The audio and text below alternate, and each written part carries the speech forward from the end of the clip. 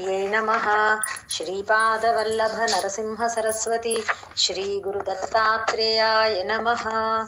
दत्तात्रेय समारंभां नृसिंहादिकमध्यमां सच्चिदानन्दपर्यन्तां वन्दे गुरुपरम्परां।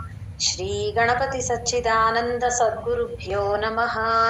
गणपति गुरुमेकं सच्चिदानन्दरूपं विबुधनिवह सेव्यं योगमार्गाधिरूढं शरणमुपगतानामार्तिसङ्घाद्रिवज्रं मम हृदय निवासं भक्तिनम्रो नमामि। वसुदेवसुतं देवं कंसचाणूरमर्दनं देवकी परमानन्दं कृष्णं वन्दे जगद्गुरुम्। హేమగారు చదువుతారు. భవాత్ కృష్ణ భీభా రెండు మహాప్రాణాలు. అధర్మాభిభవాత్ కృష్ణ అధర్మాభిభవాత్ కృష్ణ అధర్మాభిభవాత్ కృష్ణ ప్రదుష్యంతి కులస్త్రియః ప్రదుష్యంతి కులస్త్రియః ప్రదుష్యంతి కులస్త్రియః ప్రదుష్యంతి కులస్త్రియః స్త్రీషు దుష్టాసు వార్ష్ణేయ. వార్ష్ణేయ షా కింద అనావత్తు. స్త్రీషు దుష్టాసు వార్ష్ణేయ స్త్రీషు దుష్టాసు వార్ష్ణేయ స్త్రీషు దుష్టాసు వార్ష్ణేయ జాయతే వర్ణ సంకరః జాయతే వర్ణ సంకరః జాయతే వర్ణ సంకరః జాయతే వర్ణ సంకరః అధర్మాభిభవాత్ కృష్ణ ప్రదుష్యంతి కులస్త్రియః. అధర్మాభిభవాత్ కృష్ణ ప్రదుష్యంతి కులస్త్రియః అధర్మాభిభవాత్ కృష్ణ ప్రదుష్యంతి కులస్త్రియః అధర్మాభిభవాత్ కృష్ణ ప్రదుష్యంతి కులస్త్రియః స్త్రీషు దుష్టాసు వార్ష్ణేయ జాయతే వర్ణ సంకరః. స్త్రీషు దుష్టాసు వార్ష్ణేయ జాయతే వర్ణ సంకరః స్త్రీషు దుష్టాసు వార్ష్ణేయ జాయతే వర్ణ సంకరః స్త్రీషు దుష్టాసు వార్ష్ణేయ జాయతే వర్ణ సంకరః అధర్మాభిభవాత్ కృష్ణ ప్రదుష్యంతి కులస్త్రియః స్త్రీషు దుష్టాసు వార్ష్ణేయ జాయతే వర్ణ సంకరః. సంకరః అనాలి, శంకరః కాదు. అక్కడ మామూలు సా అండి, అందరూ చూసుకోండి. అధర్మాభిభవాత్ కృష్ణ ప్రదుష్యంతి కులస్త్రియః స్త్రీషు దుష్టాసు వార్ష్ణేయ జాయతే వర్ణ సంకరః అధర్మాభిభవాత్ కృష్ణ ప్రదుష్యంతి కులస్త్రియః స్త్రీషు దుష్టాసు వార్ష్ణేయ జాయతే వర్ణ సంకరః అధర్మాభిభవాత్ కృష్ణ ప్రదుష్యంతి కులస్త్రియః స్త్రీషు దుష్టాసు వార్ష్ణేయ జాయతే వర్ణ సంకరః అధర్మాభిభవాత్ కృష్ణ ప్రదుష్యంతి కులస్త్రియః స్త్రీషు దుష్టాసు వార్ష్ణేయ జాయతే వర్ణ సంకరః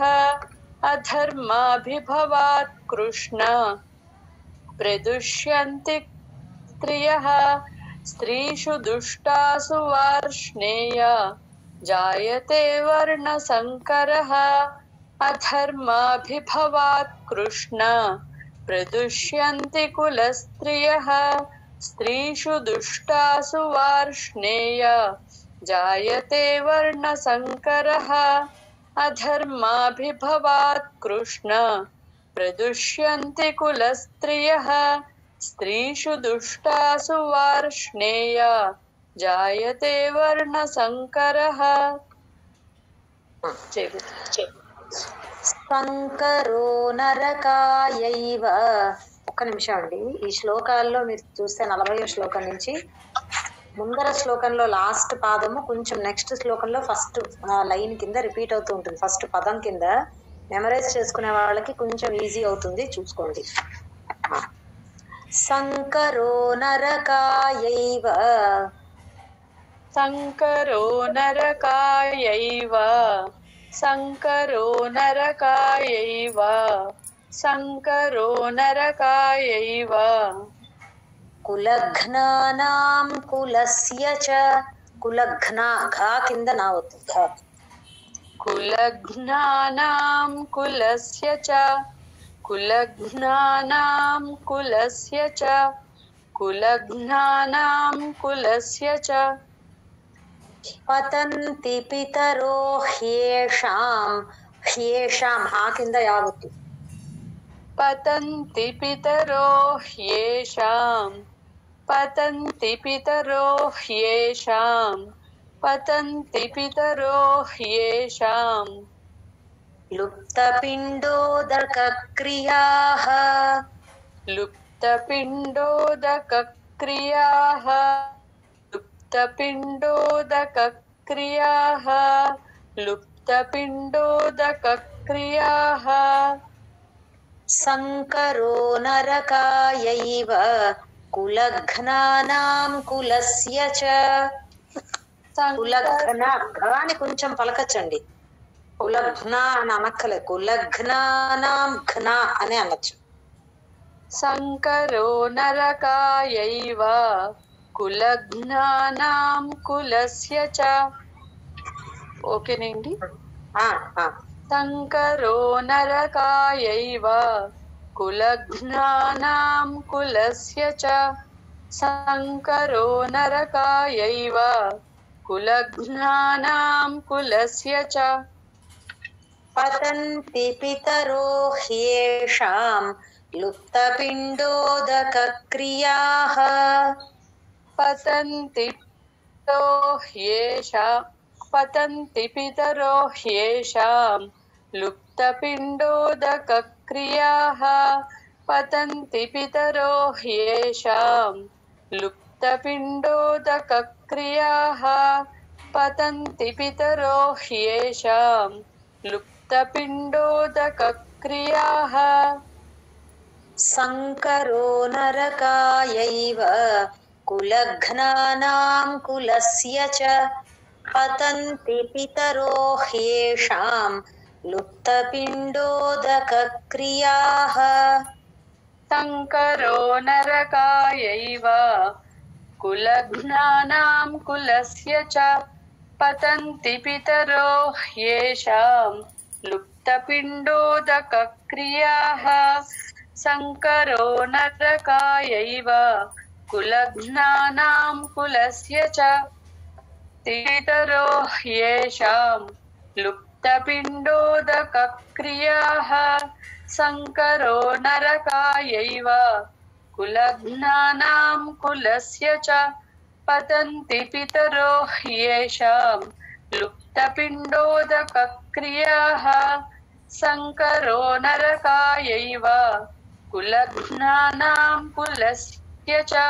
పతంతి పితరో హ్యేషాం లుప్తపిండోదకక్రియాః. సంకరో నరకాయైవ కులఘ్నానాం కులస్య చ. పతంతి పితరో హ్యేషాం లుప్తపిండోదకక్రియాః. సంకరో నరకాయైవ కులఘ్నానాం కులస్య చ. పతంతి పితరో హ్యేషాం లుప్తపిండోదకక్రియాః. సంకరో నరకాయైవ కులఘ్నానాం కులస్య చ.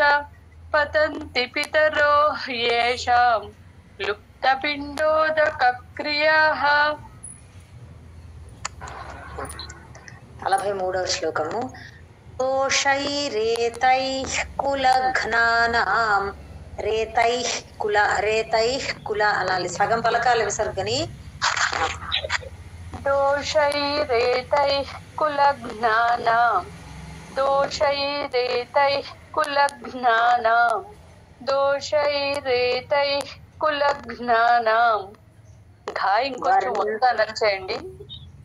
కులఘ్నానాం. ఓకే, బాగానే చెప్తున్నారండి. వర్ణ సంకరకారకైః, వర్ణ సంకరకారకైః, వర్ణ సంకరకారకైః, సంకరకారకైః. ఉత్సాద్యంతే జాతి ధర్మాః, ఉత్సాద్యంతే జాతి ధర్మాః, ఉత్సాద్యంతే జాతి ధర్మాః, ఉత్సాద్యంతే జాతి ధర్మాః. కులధర్మాశ్చ శాశ్వతాః, కులధర్మాశ్చ శాశ్వతాః, కులధర్మాశ్చ శాశ్వతాః, కులధర్మాశ్చ శాశ్వతాః. దోషైరేతైః కులఘ్నానాం వర్ణ సంకరకారకైః. మీరు ఘ్న అని చెప్పినప్పుడు ఘని కొంచెం వినబడాలి. మీరు మరీ ఘ్న అని అంటున్నారు, ఘ్న ఘ్న అని అనాలి. ఘ్న. ఓకే. దోషైరేతైః కులఘ్నానాం వర్ణ సంకరకారకైః, దోషైరేతైః కులఘ్నానాం వర్ణ సంకరకారకైః, దోషైరేతైః కులఘ్నానాం వర్ణ సంకరకారకైః. ఉత్సాద్యంతే జాతి ధర్మాః కులధర్మాశ్చ శాశ్వతాః, ఉత్సాద్యంతే జాతి ధర్మాః కులధర్మాశ్చ శాశ్వతాః, ఉత్సాద్యంతే జాతి ధర్మాః కులధర్మాశ్చ శాశ్వతాః, ఉత్సాద్యంతే జాతి ధర్మాః కులధర్మాశ్చ శాశ్వతాః.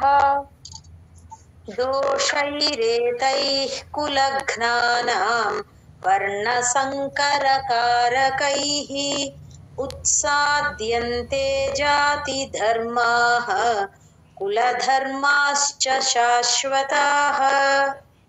దోషైరేతైః కులఘ్నానాం వర్ణ సంకరకారకైః, ఉత్సాద్యంతే జాతి ధర్మాః కులధర్మాశ్చ శాశ్వతాః. దోషైరేతైః కులఘ్నానాం వర్ణ సంకరకారకైః, ఉత్సాద్యంతే జాతి ధర్మాః కులధర్మాశ్చ శాశ్వతాః. దోషైరేతైః కులఘ్నానాం వర్ణ సంకరకారకైః, ఉత్సాద్యంతే జాతి ధర్మాః కులధర్మాశ్చ శాశ్వతాః. దోషైరేతైః కులఘ్నానాం వర్ణ సంకరకారకైః, ఉత్సాద్యంతే జాతి ధర్మాః కులధర్మాశ్చ శాశ్వతాః. దోషైరేతైః కులఘ్నానాం వర్ణ సంకరకారకైః, ఉత్సాద్యంతే జాతి ధర్మాః కులధర్మాశ్చ శాశ్వతాః. దోషైరేతైః కులఘ్నానాం వర్ణ సంకరకారకైః, ఉత్సాద్యంతే జాతి ధర్మాః కులధర్మాశ్చ శాశ్వతాః. దోషైరేతైః కులఘ్నానాం సంకరకారకైః, ఉత్సాద్యంతే జాతి ధర్మాః కులధర్మాశ్చ శాశ్వతాః. జై గురుదేవ్. उत्सन्नकुलधर्माणाम् उत्सन्नकुलधर्माणाम् उत्सन्नकुलधर्माणाम् उत्सन्नकुलधर्माणाम् మనుష్యాణం జనార్దన. జనార్దన దాకి మహాప్రాణం లేదు, చూసుకోండి అందరూ. మనుష్యాణం జనార్దన మనుష్యాణం జనార్దన మనుష్యాణం జనార్దన. నరకే నియతం వాసః నరకే నియతం వాసః నరకే నియతం వాసః నరకే నియతం వాసః. భవతీత్యనుశుశ్రుమ.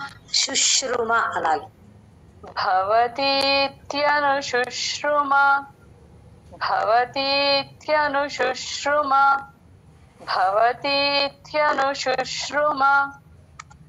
ఉత్సన్నకులధర్మాణం మనుష్యాణం జనార్దన. మనుష్యాణం అక్కడ అణా సౌండ్ వినపడాలి, చూసుకోండి అందరూ. उत्सन्नकुलधर्माणां मनुष्याणां जनार्दन उत्सन्नकुलधर्माणां मनुष्याणां जनार्दन उत्सन्नकुलधर्माणां मनुष्याणां जनार्दन. నరకే నియతం వాసః భవతీత్యనుశుశ్రుమ. नरके नियतं वासः भवतीत्यनुशुश्रुम नरके नियतं वासः भवतीत्यनुशुश्रुम नरके नियतं वासः भवतीत्यनुशुश्रुम. उत्सन्नकुलधर्माणां मनुष्याणां जनार्दन. नरके नियतं वासः भवतीत्यनुशुश्रुम. उत्सन्नकुलधर्माणां मनुष्याणां जनार्दन नरके नियतं वासः भवतीत्यनुशुश्रुम. उत्सन्नकुलधर्माणां मनुष्याणां जनार्दन नरके नियतं वासः भवतीत्यनुशुश्रुम. उत्सन्नकुलधर्माणां मनुष्याणां जनार्दन नरके नियतं वासः भवतीत्यनुशुश्रुम. उत्सन्नकुलधर्माणां मनुष्याणां जनार्दन नरके नियतं वासः भवतीत्यनुशुश्रुम. उत्सन्नकुलधर्माणां मनुष्याणां जनार्दन नरके नियतं वासः भवतीत्यनुशुश्रुम. उत्सन्नकुलधर्माणां मनुष्याणां जनार्दन नरके नियतं वासः तीत्यनुशुश्रुम. उत्सन्नकुलधर्माणां मनुष्याणां जनार्दन नरके नियतं वासः भवतीत्यनुशुश्रुम. अहो बत महत्पापम्. अहो बत महत्पापम् अहो बत महत्पापम् अहो बत महत्पापम्. कर्तुं व्यवसिता वयम्. कर्तुं व्यवसिता वयम् कर्तुं व्यवसिता वयम् कर्तुं व्यवसिता वयम्. కర్తుం తర్వాత మీరు కొంచెం అక్కడ దీర్ఘం పెడుతున్నారు, అవసరం లేదు. ఓకే. कर्तुं व्यवसिता वयम् कर्तुं व्यवसिता वयं యద్రాజ్యసుఖలోభేన యద్రాజ్య జా కింద యావత్తు చెప్పాలి చూసుకోండి यद्राज्यसुखलोभेन यद्राज्यसुखलोभेन यद्राज्यसुखलोभेन हन्तुं स्वजनमुद्यताः हन्तुं स्वजनमुद्यताः हन्तुं स्वजनमुद्यताः हन्तुं स्वजनमुद्यताः अहो बत महत्पापं कर्तुं व्यवसिता वयम् अहो बत महत्पापं कर्तुं व्यवसिता वयम् अहो बत महत्पापं व्यवसिता वयम् अहो बत महत्पापं कर्तुं व्यवसिता वयम् यद्राज्यसुखलोभेन हन्तुं स्वजनमुद्यताः यद्राज्यसुखलोभेन हन्तुं स्वजनमुद्यताः यद्राज्यसुखलोभेन हन्तुं स्वजनमुद्यताः यद्राज्यसुखलोभेन हन्तुं स्वजनमुद्यताः अहो बत महत्पापं कर्तुं व्यवसिता वयम् यद्राज्यसुखलोभेन हन्तुं स्वजनमुद्यताः अहो बत महत्पापं व्यवसिता वयम् यद्राज्यसुखलोभेन हन्तुं स्वजनमुद्यताः अहो बत महत्पापं कर्तुं व्यवसिता वयम् यद्राज्यसुखलोभेन हन्तुं स्वजनमुद्यताः अहो बत महत्पापं कर्तुं व्यवसिता वयम् यद्राज्यसुखलोभेन हन्तुं स्वजनमुद्यताः अहो बत महत्पापं कर्तुं व्यवसिता वयम् यद्राज्यसुखलोभेन हन्तुं स्वजनमुद्यताः अहो बत महत्पापं कर्तुं व्यवसिता वयम् यद्राज्यसुखलोभेन हन्तुं स्वजनमुद्यताः अहो महत्पापं कर्तुं व्यवसिता वयम् यद्राज्यसुखलोभेन हन्तुं स्वजनमुद्यताः अहो बत महत्पापं कर्तुं व्यवसिता वयम् यद्राज्यसुखलोभेन हन्तुं स्वजनमुद्यताः यदि मामप्रतीकारम् यदि मामप्रतीकारम् यदि मामप्रतीकारम् यदि मामप्रतीकारम् యది మామ ప్రతీక ప్రా దగ్గర కొంచెం నేను నొక్కి పెట్టి చెప్తున్నాను అట్లా చెప్పాలండి మామ ప్రతీక అని అట్లా అలా అలా తేల్చి చెప్పకూడదు అశస్త్రం శస్త్రపాణయః పాణయః అన అశస్త్రం శస్త్రపాణయః అశస్త్రం శస్త్రపాణయః అశస్త్రం శస్త్రపాణయః ధార్తరాష్ట్రారణే హన్యుః धार्तराष्ट्रारणे हन्युः धार्तराष्ट्रारणे हन्युः धार्तराष्ट्रारणे हन्युः तन्मे क्षेमतरं भवेत् तन्मे क्षेमतरं भवेत् तन्मे क्षेमतरं भवेत् तन्मे क्षेमतरं भवेत् यदि मामप्रतीकारम् अशस्त्रं शस्त्रपाणयः यदि मामप्रतीकारं त्रं शस्त्रपाणयः यदि मामप्रतीकारम् अशस्त्रं शस्त्रपाणयः यदि मामप्रतीकारम् अशस्त्रं शस्त्रपाणयः धार्तराष्ट्रारणे हन्युः तन्मे क्षेमतरं भवेत् धार्तराष्ट्रारणे हन्युः तन्मे क्षेमतरं भवेत् धार्तराष्ट्रारणे हन्युः तन्मे क्षेमतरं भवेत् धार्तराष्ट्रारणे हन्युः तन्मे क्षेमतरं भवेत् यदि मामप्रतीकारम् अशस्त्रं शस्त्रपाणयः धार्तराष्ट्रारणे हन्युः तन्मे क्षेमतरं भवेत् यदि मामप्रतीकारम्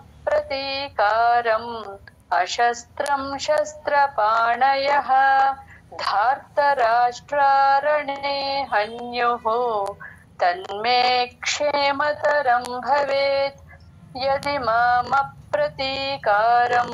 अशस्त्रं शस्त्रपाणयः धार्तराष्ट्रारणे हन्युः तन्मे क्षेमतरं भवेत् यदि मामप्रतीकारम् अशस्त्रं शस्त्रपाणयः धार्तराष्ट्रारणे हन्युः तन्मे क्षेमतरं भवेत् यदि मामप्रतीकारम्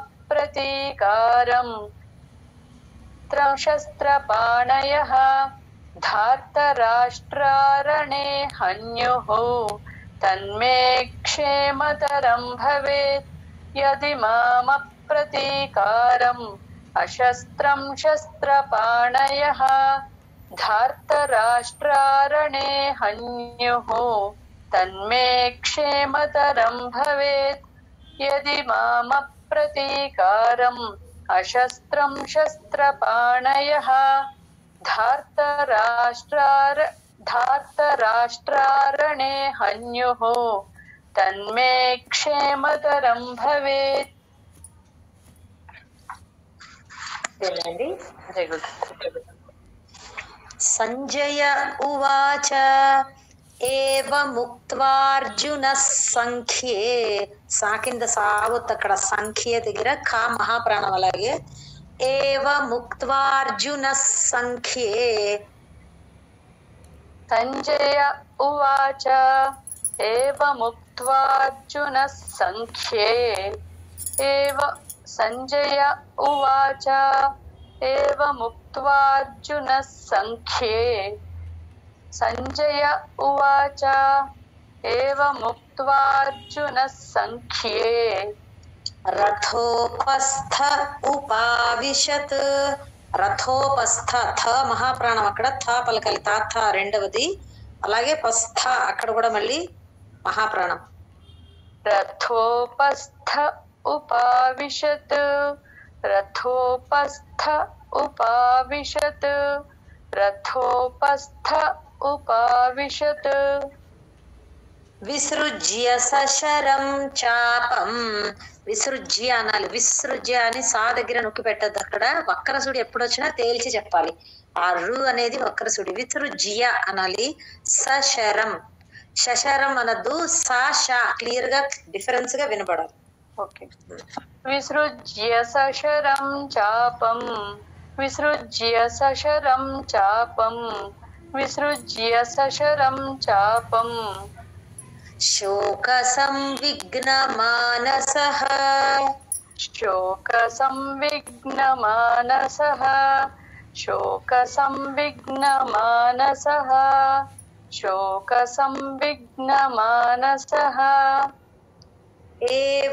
ఏవముక్త్వార్జునః సంఖ్యే రథోపస్థ ఉపావిశత్ ఏవముక్త్వార్జునః సంఖ్యే రథోపస్థ उपाविशत् एवमुक्त्वार्जुनः संख्ये रथोपस्थ उपाविशत् एवमुक्त्वार्जुनः संख्ये रथोपस्थ उपाविशत् विसृज्य सशरं चापं शोकसंविघ्नमानसः विसृज्य सशरं चापं शोकसंविघ्नमानसः विसृज्य सशरं चापं शोकसंविघ्नमानसः विसृज्य सशरं चापं शोकसंविघ्नमानसः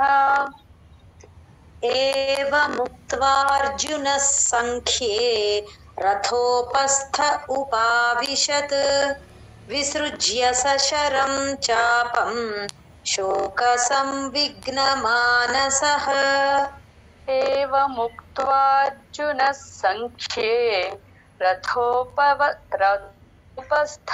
उपाविशत् विसृज्य सशरं चापं शोकसंविघ्नमानसः एवमुक्त्वार्जुनः संख्ये रथोपस्थ उपाविशत् विसृज्य सशरं चापं शोकसंविघ्नमानसः एवमुक्त्वार्जुनः संख्ये रथोपस्थ उपाविशत् विसृज्य सशरं चापं शोकसंविघ्नमानसः एवमुक्त्वार्जुनः संख्ये रथोपस्थ उपाविशत् विसृज्य सशरं चापं शोकसंविघ्नमानसः एवमुक्त्वार्जुनः संख्ये रथोपस्थ उपाविशत् विसृज्य सशरं चापं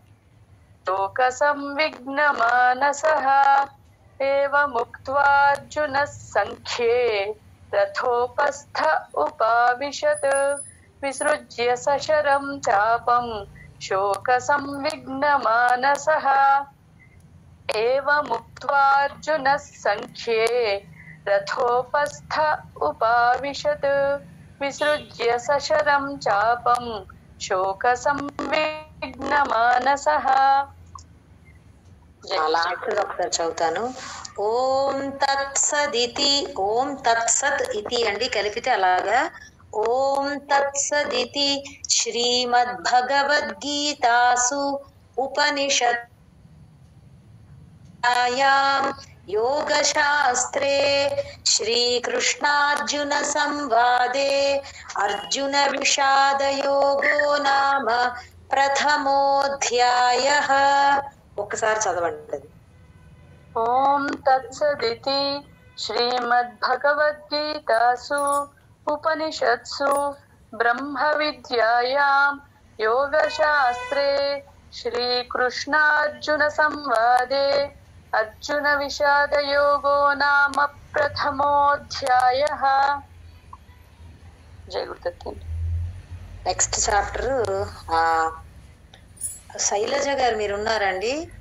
ద్వితీయోధ్యాయః అథ ద్వితీయో అనాలి. ఆ ద్వి దగ్గర కొంచెం స్ట్రెస్ ఇచ్చి చెప్పాలండి. అథ ద్వితీయోధ్యాయః సాంఖ్య యోగః. అక్కడ ఖా మహాప్రాణం సాంఖ్య. సంజయ ఉవాచ తం తథా కృపయావిష్టం. తం అని మొత్తం ఎం సౌండ్ రావాలి. తం తథా మూడో చోట థా మహాప్రాణం. చెప్పండి. అథ ద్వితీయోధ్యాయః సాంఖ్యయోగః సంజయ ఉవాచ తం తథా కృపయావిష్టం. తం తథా కృపయావిష్టం. తం తథా కృపయావిష్టం. అశ్రుపూర్ణాకులేక్షణం. అశ్రుపూర్ణాకులేక్షణం. అశ్రుపూర్ణాకులేక్షణం. అశ్రుపూర్ణాకులేక్షణం. కొంచెం నిదానంగా చెప్పండి, కొత్తగా చదువుతున్న వాళ్ళకి కష్టంగా ఉంటుంది రిపిటేషన్ కి.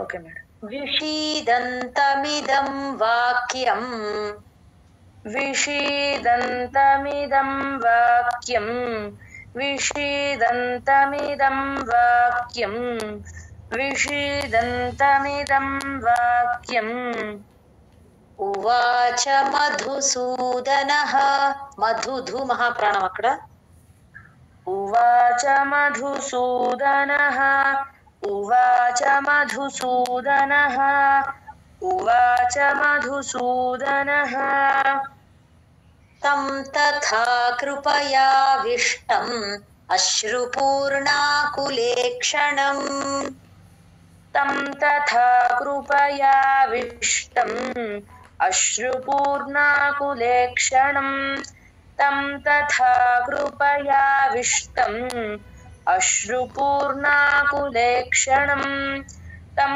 తథా కృపయావిష్టం అశ్రుపూర్ణాకులేక్షణం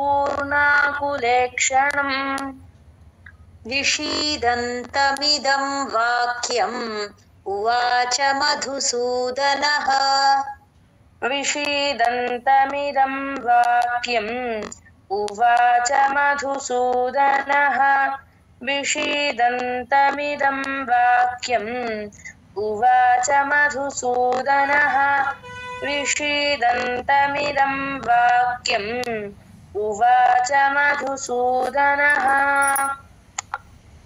తం తథా కృపయావిష్టం అశ్రుపూర్ణాకులేక్షణం విషీదంతమిదం వాక్యం ఉవాచ మధుసూదనః తం తథా కృపయావిష్టం అశ్రుపూర్ణాకులేక్షణం విషీదంతమిదం వాక్యం ఉవాచ మధుసూదనః తం తథా కృపయావిష్టం అశ్రుపూర్ణాకులేక్షణం విషీదంతమిదం వాక్యం ఉవాచ మధుసూదనః తం తథా కృపయావిష్టం అశ్రుపూర్ణాకులేక్షణం విషీదంతమిదం వాక్యం ఉవాచ మధుసూదనః తం తథా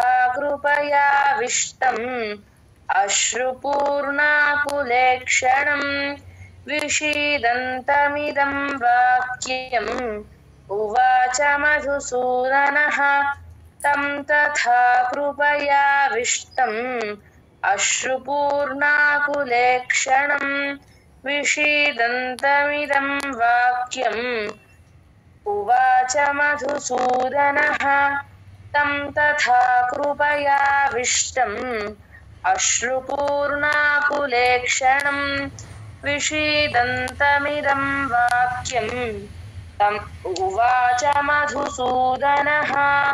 జై గురుదత్తండి. శ్రీభగవానువాచ కుతస్త్వాకష్మలమిదం. ఒక్క నిమిషం ఉండండి. శ్రీ అనకూడదు అక్కడ. భగవానువాచ కలిపి చెప్పాలి. అక్కడ ఉవాచ భగవాన్ ఉవాచ అని విడగొట్టక్కర్లేదు, సంధి అది. కుతస్త్వా అనాలి, సా కింద తావొత్తు వావొత్తు. కుతస్త్వాకష్మలమిదం. శ్రీ భగవానువాచ కుతస్త్వాకష్మలమిదం కుతస్త్వాకష్మలమిదం కుతస్త్వాకష్మలమిదం విషమే సముపస్థితం విషమే సముపస్థితం విషమే సముపస్థితం విషమే సముపస్థితం అనార్యజుష్టమస్వర్గ్యం. జుష్టమస్వర్గ్యం అక్కడ ఒత్తులు చూసుకుని జాగ్రత్తగా చెప్పండి. అనార్యజుష్టమస్వర్గ్యం అనార్యజుష్టమస్వర్గ్యం అనార్యజుష్టమస్వర్గ్యం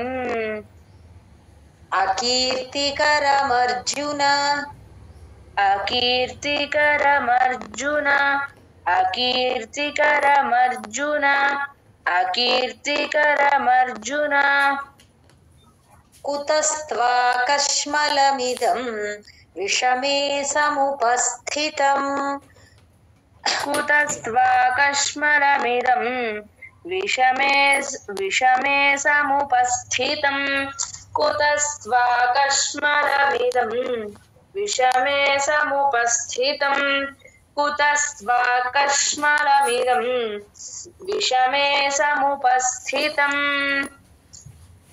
अनार्यजुष्टमस्वर्ग्यम् अकीर्तिकरमर्जुन अनार्यजुष्टमस्वर्ग्यम् अकीर्तिकरमर्जुन अनार्यजुष्टमस्वर्ग्यम् अकीर्तिकरमर्जुन अनार्यजुष्टमस्वर्ग्यम् अकीर्तिकरमर्जुन कुतस्त्वाकश्मलमिदम् विषमे समुपस्थितम् अनार्यजुष्टमस्वर्ग्यम् అకీర్తికరమర్జున. ఒక్క నిమిషం. అనార్యజుష్టమస్వర్గీయం అండి. రా కింద గావత్తు యావత్తు ఉంది, అందరూ చూసుకోండి.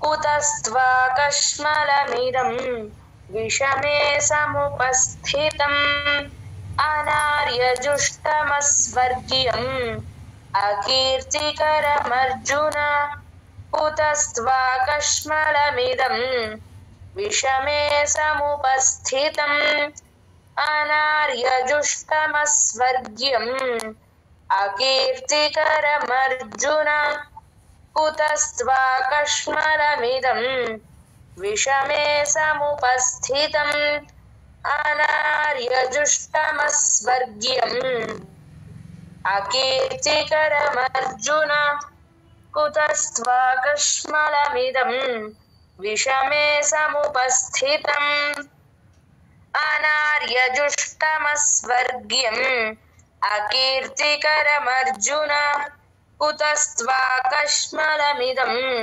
విషమే సముపస్థితం అనార్యజుష్టమస్వర్గ్యం అకీర్తికరమర్జున కుతస్త్వాకశ్మలమిదం విషమే సముపస్థితం అనార్యజుష్టమస్వర్గ్యం అకీర్తికరమర్జున కుతస్త్వాకశ్మలమిదం విషమే సముపస్థితం అనార్యజుష్టమస్వర్గ్యం అకీర్తికరమర్జున.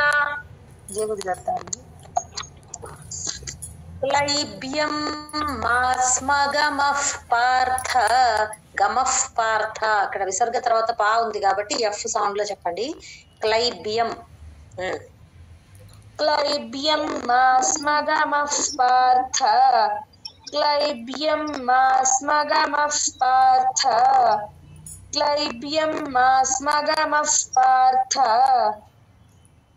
నైతత్వయ్యుపపద్యతే. నైతత్వయ్యుప యా కింద యావత్ అక్కడ. నైతత్వయ్యుపపద్యతే నైతత్వయ్యుపపద్యతే నైతత్వయ్యుపపద్యతే క్షుద్రం హృదయ దౌర్బల్యం. క్షుద్రం హృదయ దౌర్బల్యం క్షుద్రం హృదయ దౌర్బల్యం క్షుద్రం హృదయ దౌర్బల్యం త్యక్తోత్తిష్ఠ పరంతప. త్యక్తోత్తిష్ఠ, ఉత్తిష్ఠ అన్న మాటలు తా కింద తాగుత్తులో రావాలండి. త్యక్తోత్తిష్ఠ పరంతప. త్యక్తోత్తిష్ఠ పరంతప త్యక్తోత్తిష్ఠ పరంతప త్యక్తోత్తిష్ఠ పరంతప క్లైబ్యం మాస్మగమః పార్థ నైతత్వయ్యుపపద్యతే. క్లైబ్యం మాస్మగమః పార్థ నైతత్వయ్యుపపద్యతే క్లైబ్యం మాస్మగమః పార్థ నైతత్వయ్యుపపద్యతే క్లైబ్యం మాస్మగమః పార్థ నైతత్వయ్యుపపద్యతే క్షుద్రం హృదయ దౌర్బల్యం त्यक्त्वोत्तिष्ठ परन्तप क्षुद्रं हृदय दौर्बल्यं त्यक्त्वोत्तिष्ठ परन्तप क्षुद्रं हृदय दौर्बल्यं त्यक्त्वोत्तिष्ठ परन्तप क्षुद्रं हृदय दौर्बल्यं त्यक्त्वोत्तिष्ठ परन्तप क्लैब्यं मास्मगमः पार्थ नैतत्त्वय्युपपद्यते क्षुद्रं हृदय दौर्बल्यं त्यक्त्वोत्तिष्ठ परन्तप क्लैब्यं मास्मगमः पार्थ नैतत्त्वय्युपपद्यते क्षुद्रं हृदय दौर्बल्यं त्यक्त्वोत्तिष्ठ परन्तप क्लैब्यं मास्मगमः पार्थ नैतत्त्वय्युपपद्यते क्षुद्रं हृदय दौर्बल्यं त्यक्त्वोत्तिष्ठ परन्तप क्लैब्यं मास्मगमः पार्थ नैतत्त्वय्युपपद्यते क्षुद्रं हृदय दौर्बल्यं त्यक्त्वोत्तिष्ठ परन्तप क्लैब्यं मास्मगमः पार्थ नैतत्त्वय्युपपद्यते क्षुद्रं हृदय दौर्बल्यं त्यक्त्वोत्तिष्ठ परन्तप क्लैब्यं मास्मगमः पार्थ नैतत्त्वय्युपपद्यते क्षुद्रं हृदय दौर्बल्यं त्यक्त्वोत्तिष्ठ परन्तप क्लैब्यं मास्मगमः पार्थ नैतत्त्वय्युपपद्यते क्षुद्रं हृदय दौर्बल्यं त्यक्त्वोत्तिष्ठ परन्तप జై గురుదత్త అండి. చాలండి వాళ్ళకి. మిగతా శ్లోకాలు రేపు కంటిన్యూ చేస్తాయి.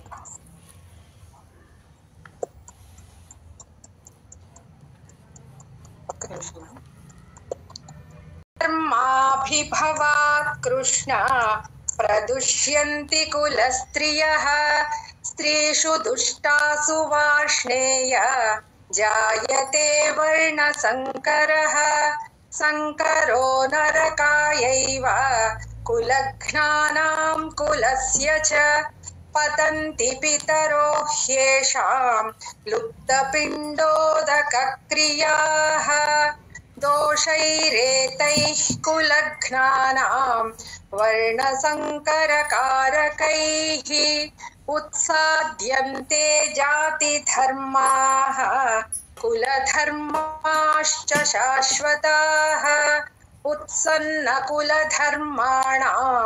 मनुष्याणां जनार्दन नरके नियतं वासः भवतीत्यनुशुश्रुम अहो बत महत्पापं कर्तुं व्यवसिता वयं यद्राज्यसुखलोभेन हन्तुं स्वजनमुद्यताः यदि मामप्रतीकारम्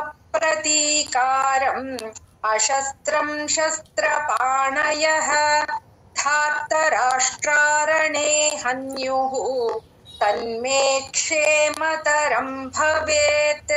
संजय उवाच एवमुक्त्वार्जुनः संख्ये रथोपस्थ उपाविशत् विसृज्य सशरं चापं शोकसंविघ्नमानसः। ॐ तत्सदिति श्रीमद्भगवद्गीतासु उपनिषत्सु ब्रह्मविद्यायां योगशास्त्रे श्रीकृष्णार्जुनसंवादे अर्जुनविषादयोगो नाम प्रथमोऽध्यायः। अथ द्वितीयोऽध्यायः सांख्ययोगः। संजय పేరు మళ్ళీ చెప్పండి. ఓకే.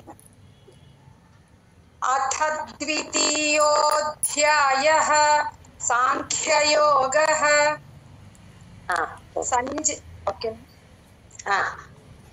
సంజయ ఉవాచ తం తథా కృపయావిష్టం అశ్రుపూర్ణాకులేక్షణం విషీదంతమిదం వాక్యం ఉవాచ మధుసూదనః శ్రీభగవానువాచ కుతస్త్వాకష్మలమిదం విషమే సముపస్థితం అనార్యజుష్టమస్వర్గ్యం అకీర్తికరమర్జున క్లైబ్యం ఆస్మగమః పార్థ నైతత్త్వయ్యుపపద్యతే క్షుద్రం హృదయ దౌర్బల్యం క్షుద్రం అనండి.